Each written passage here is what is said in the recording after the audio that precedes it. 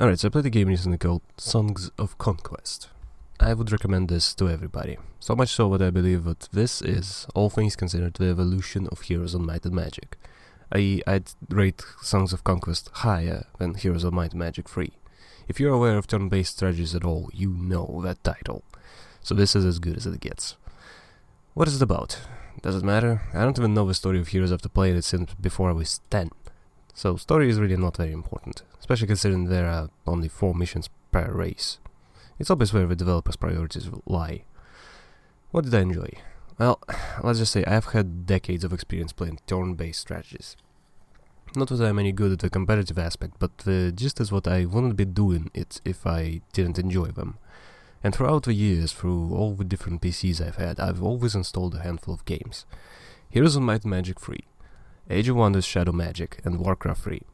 These 3 games kept me sane through some very tough times, and at this point the soundtrack alone puts me at ease better than any lullaby.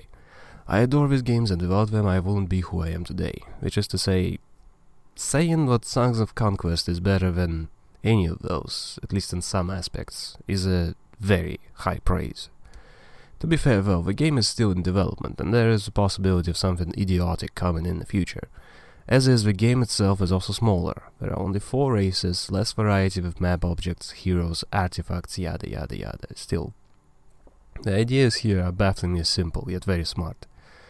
For example, the stack sizes. Every unit has unlimited stack size in Heroes. That makes it difficult to estimate how powerful an actual individual army is at a glance, especially for newer players. Conquest has limited sizes, and more powerful units don't even go into double digits. This can be a bit counterintuitive, but it also means that a single hero can just stack a giant death ball and roll over everything. Magic is another thing. In Heroes there's a list of spells, and everyone gets random ones from the tower or the map objects. Got my nose pissed off for some reason. Also, there are other sources of magic, but that's irrelevant here. A lot of the spells, though, are fairly useless. I never had a single use for View Air, for example. Still not completely sure what that spell even does. Bloodlust, remove obstacles, force field, firewall, so on and so forth. There's a bunch of spells which might sound cool on paper, but it's essentially useless. Truly, there are only 2 spells which matter, Slow and Haste. And the late game fights are frequently decided by who can throw one of these spells first. Magic, in my opinion, was always very weak in Heroes. Age of Wonders does it a lot better, but it still can use some work. Conquest approaches it from a completely different angle. All spells are available, and the mana to cast them is tied up to the units. Each unit generates a specific kind of mana, and if you don't have the units, you don't have the mana for the spells. The spells themselves are also offering a lot more variety. Of course, there's still Slow and Haste, but those are nowhere near as impactful. And neither are they the best. The fields of battle are generally bigger and often take more than a turn to traverse. I can probably keep describing other things, other mechanics and other changes and revolutionary ideas on the genre, but I don't know, I feel like this would take forever and not really be very interesting to hear. Picture worth 1,000 words and all. Only, I can't really do it with a picture either. Just play the game, seriously, it's so bloody good. And yeah, among the things I could praise is also the system requirements, which are very enjoyably low.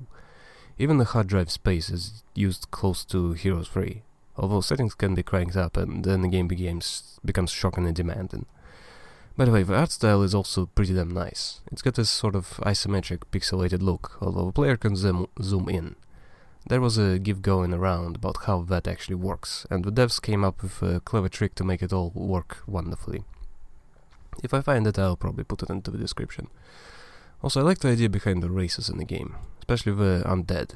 Instead of just having some sort of evil necromancer who woke up one day and decided to make everyone undead, it's instead a sort of magical contract. Every undead soldier is bound by an oath to a fallen empress, and so they endlessly fight for whoever they perceive as her heir.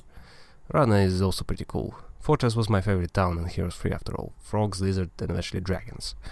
It was cool to see how they've been this prosecuted race, enslaved and abused by everyone, until one day some Barya decided to be generous.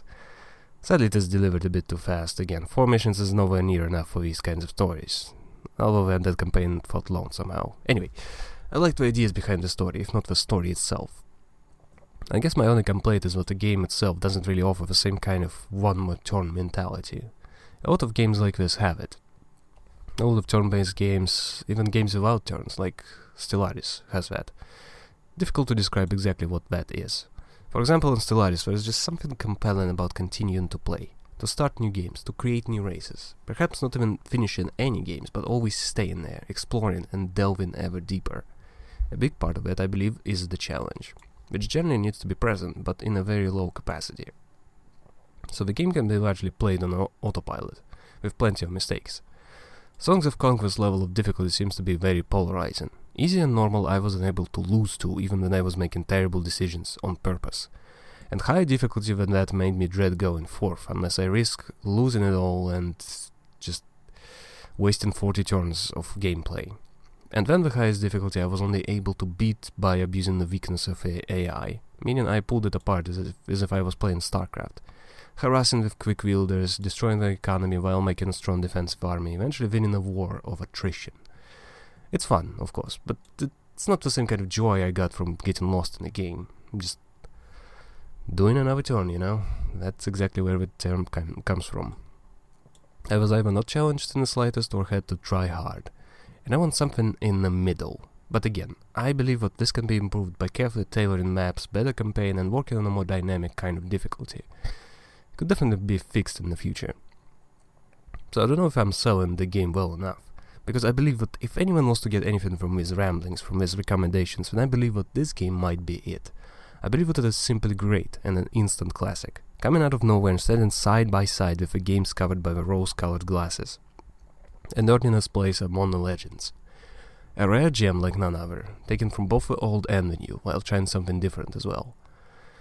And I have to admit, gushing so much over any game feels a little dirty, but I truly believe that it has the potential to be one of the greats.